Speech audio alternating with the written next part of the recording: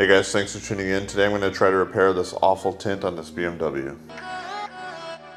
So if you're new to my channel, I've been busy restoring this F30. I've changed the turbo, restored the interior, done the headlights, etc. But one major eyesore is the rear glass. I figured I'd tackle this myself. It's completely faded and needs to go. It's actually hard to see out of. I'm going to be taking this car on a decently long road trip and I wanted to see if I can get that removed. But besides just getting it removed, I figured why don't I try to repair it. So I'm inexperienced with this kind of stuff, but you can buy this for around $10 to $15 depending on the quality.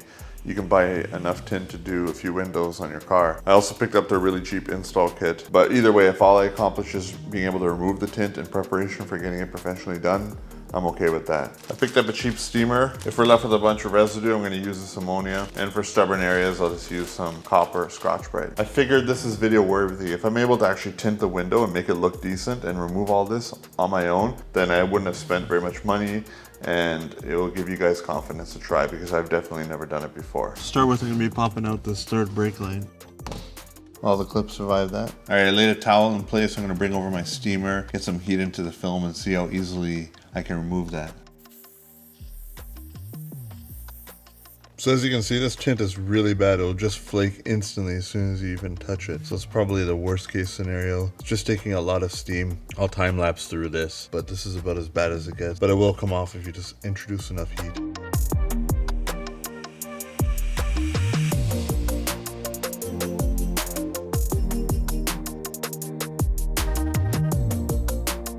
Okay, so here's where I'm at after literal hours. It was just falling apart, picking at it bit by bit, introducing a ton of steam. I didn't keep the time lapse going because it just would have taken way too long, too much memory on my memory card to show you where I was at. What I noticed is if there was a way to just steam the entire car or just keep steam concentrated on the window so this thing can get saturated with moisture, it eventually started to just fall away on this side from all the work I did there. So I don't know if it's gonna be that great for your interior to do so, but if you're to just really saturate that and let it be soaked with water from the steam, and go away for about half an hour and come back, it'll make removing the tint a lot easier. If you're in the situation where your tint is falling apart, just letting it soak in steam really does make a difference. As you can see, it's just coming off in one piece. So I'll put the camera on this side so you can see how it's coming apart, but you can see that pile of tint on that side, just bits of tiny little pieces being ripped. I was kind of getting nowhere for a while, but we did make progress. You can't use a heat gun. I tried that. It actually just baked it on harder and it took me a lot longer to remove that small section that I tried with the heat gun. So heat is not what gets it off. It's purely the steam and it soaks into the tint and then it releases. So let's set the camera up here and you can see me peel this away. It'll probably look easy now, but I promise you it's not easy until you get to that stage. It'll take you hours and hours.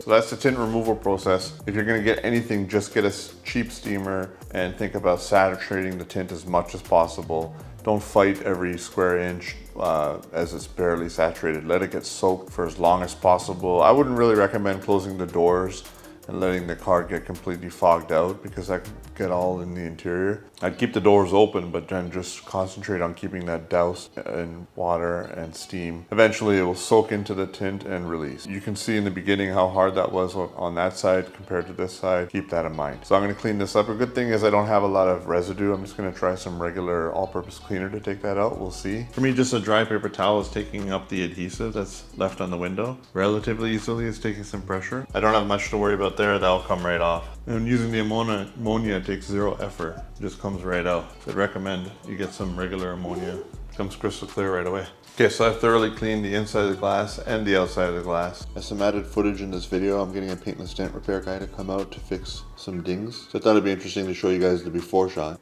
There's a couple on the trunk lid that you should be able to make out. Probably can't see it on camera, but there's a couple high spots on the door as well. But that was the worst one. I'll show you guys what can be done with paintless tint repair when the guy's done. So the PDR guy just left. Took a few hours, but that looks really good. Got the body line perfect. I'd say it was a 10 out of 10. There's no noticeable ding anymore. So it's a really good service that these guys perform. The paint needs to be corrected, but in terms of dings, it's ready. It doesn't have any dings anymore. Same goes for the trunk. Just so you guys would find it interesting, you can achieve really good results with a good PDR guy. All right, so I picked up some window tint. It's the truck and SUV size, and I got that because I needed it to be large enough to fit the full span of the rear window. You can buy this at auto parts stores. It's about $30 for this. Should be enough to do the whole car on a car like this, but I'm just doing the rear window. I'm following a YouTube video guide on how to tint by a professional. I'm using a very basic kit, but what they say to do is use a dryer sheet, get it wet and smear it all over the glass. So you want to lather it up and then smear it all over the glass so you get a haze. And you want to let that completely dry. Okay, so now, not at 50% up, but about 60% up, you want to draw a long line across the windshield with wetting your hand,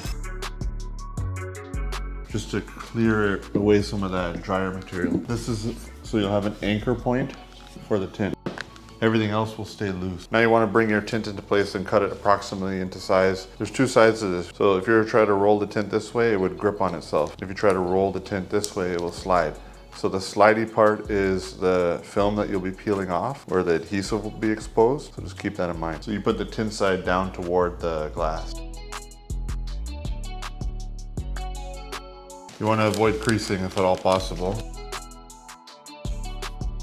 I'm just getting a rough cut here. So we had that anchor line to grip the tint. So now you have the black border all the way around the windshield. You're going to want to cut about 1 inch to the right of it. So position your tint accordingly. And eventually you'll be cutting 1/8 past, but if you see here, you can see where the line starts. I'm going to go right over about 1 inch, but I want to make sure that I have the tint positioned in such a way that I can create a 1 inch gap all the way around. That wasn't pretty, but it got the job done. So I'm going to wet the middle and wet the sides in H pattern to get it to stick. And to get it to really stick, I'm going to use the squeegee. What I want to do is shrink all these fingers out. This is called a dry shrink because we left this area dry. And you can shrink fingers in a vertical manner. You can't really shrink them horizontally based on the grain of the tint. So we're going to use a heat gun and then just slowly work out the fingers and get this to lay dead flat on the glass so that it will install much easier on the inside. I've never done this.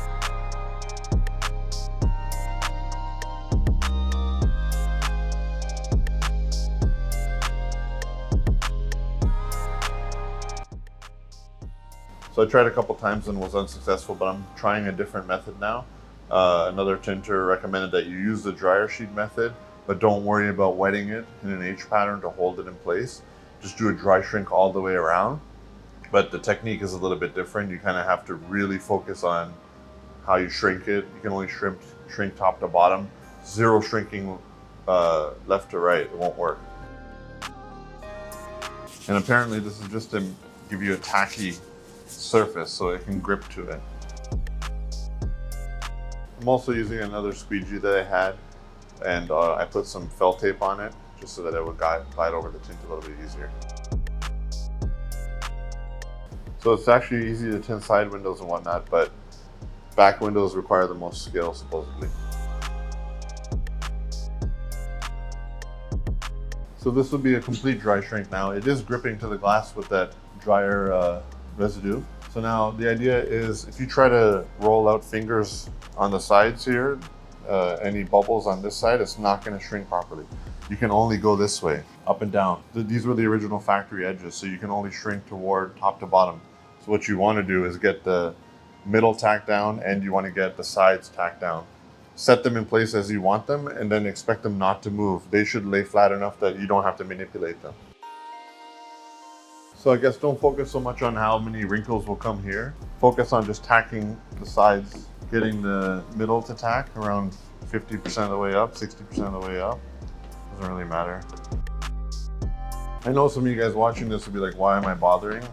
I just find it interesting. I kind of want to conquer this if possible, and maybe it'll inspire you guys, because you can do this for like 20 bucks. Probably do your whole rear and maybe a whole car for 30 bucks. It takes skill, but it doesn't take a lot of effort, I guess, once you get it figured out. So we got the middle tacked down, and you want it, these are permanently set. Whatever you do with the sides, if there's anything that would cause it to not lay flat, push it toward the middle so they can be vertical fingers, which will shrink out. But get the sides set, because they ain't going nowhere. They're not going to shrink. You're not going to do nothing with the sides here to get it to shrink. They have to be flat, and you have to be happy with these as an anchoring point. So it's still an H pattern, but I'm just doing a dry shrink. I found that when these were wet, the water would come back in underneath it and raise up the sides. But now if you really practice at it, you can get it to lay flat and tack down to that drier material and be solidly anchored where it doesn't want to lift back up. So now you want to set your heat gun to maximum heat, and you want to start shrinking this way vertically. And once you see it literally shrink and cause little mini horizontal lines, you know you're ready to push out, and maximum heat.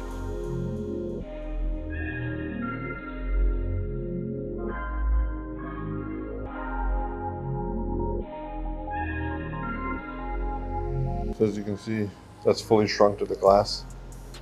Looks good. Now you want to cut about 1/8 of an inch away from the black border. Put a light on the interior so you can see where that border is easily.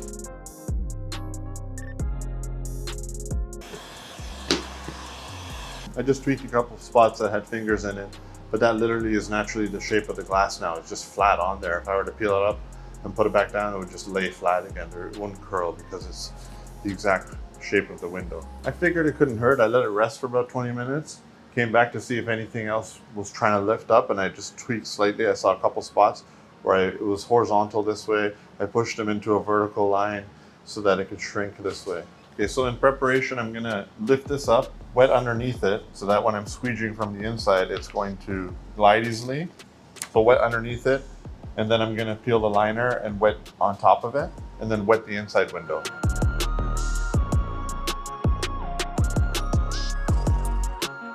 I'm gonna wet the rear window. I read that it's recommended to just do the bottom half of the window so that you don't have stuff dripping from the headliner onto the window and whatnot, creating dust. And then we already have a layer on top. Got my squeegees in my pocket.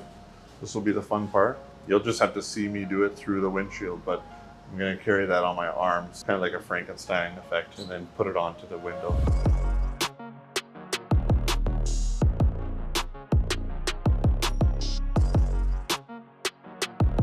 I worked out as much air bubbles as I can by hand, and I'm coming out here to make sure that I'm past the border so I can start tacking into place with my squeegee.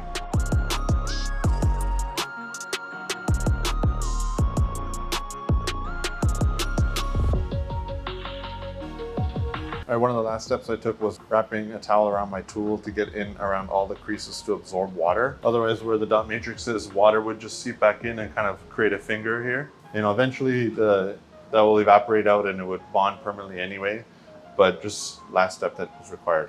So I'm gonna get this all cleaned up and then we'll take a look at the final result. All right, so there's the end result. I have my polarizer set to cut out any reflection. To give you an idea, that's what it would be like with reflection. You wouldn't be able to really see the color, but that's what it looks like without. I'm really happy that I was able to get that done at home. I think for about $30, you guys could get high quality tint on your car if you're willing to do it yourself. And the back window is the hardest part. So I'm very pleased with that. And I figured you guys would be interested in seeing me try this in case I was successful, and I was after my 3rd attempt. So this F30 is really coming together. Mechanically, it's perfect. I put new tires on it and it drives mint. If you scan it with ISTA, there's no codes. Literally, it's in 10 out of 10 in terms of mechanical condition. Exterior-wise, we're gonna be doing the GTS taillights and M Sport conversion and continuing to make this car perfect. If this is the first video you're catching on blind, please consider subscribing. If you liked it, please give it a like so it ranks higher. Thanks for watching.